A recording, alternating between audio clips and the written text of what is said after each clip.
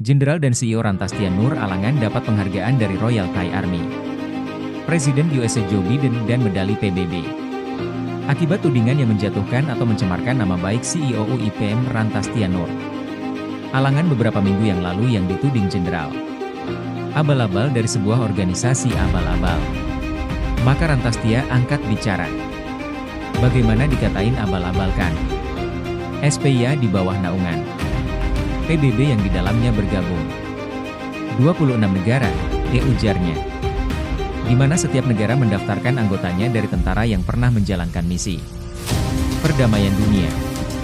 Termasuk TNI dan Polri telah masuk menjadi anggota SPIA, dan juga tidak semua tentara yang bisa masuk menjadi anggota SPIA.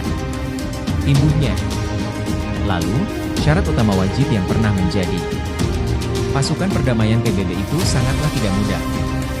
Justru Rantastia Nur Alangan pernah menjadi pimpinan SPIA di Indonesia untuk koordinasi dan merekrut mantan pasukan perdamaian dari TNI dan Polri. Terlebih lagi, Rantastia Nur Alangan justru masuk suatu lembaga dunia di bawah naungan PBB bernama International Society for Military Law and the Law of War yang mengurus hukum militer dan hukum perang. Jika Rantastia Jenderal Gadungan pasti tidak akan masuk menjadi anggotanya. Kedua organisasi tersebut bisa dicek di www.uia.org/bio.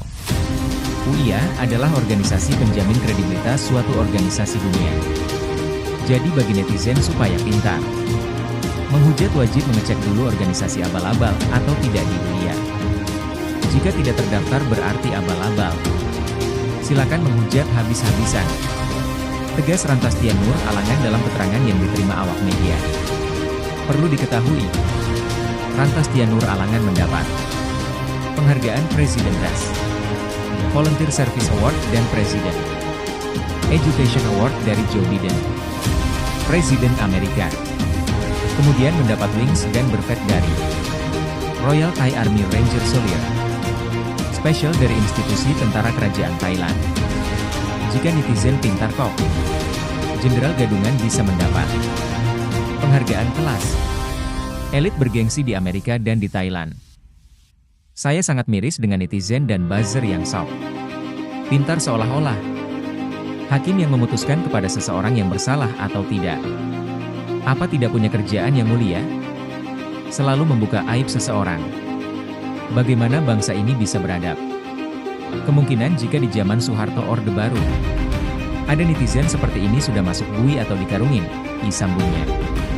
Selain itu, netizen yang salah mengangkat berita bahwa Rantastia Nur Alangan pernah ditetapkan Polresta Medan sebagai tersangka penggunaan seragam dan tanda jasa dan Direktur United Nations Information Center di Jakarta, Michelle Zakchen, menyatakan sebagai organisasi palsu dan bukan bagian dari PBB.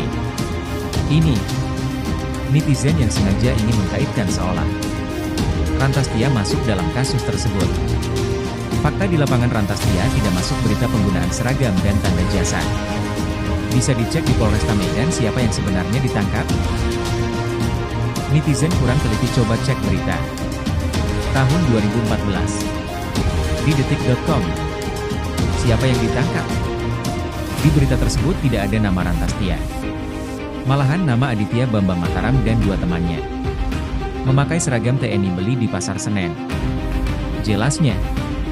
Kemudian netizen salah menyebutkan nama organisasinya kalau sejajar dengan PBB bisa dicek di Union of International Associations, justru masuk organisasi kredibel sejajar dengan WHO, UNESCO, UNDP.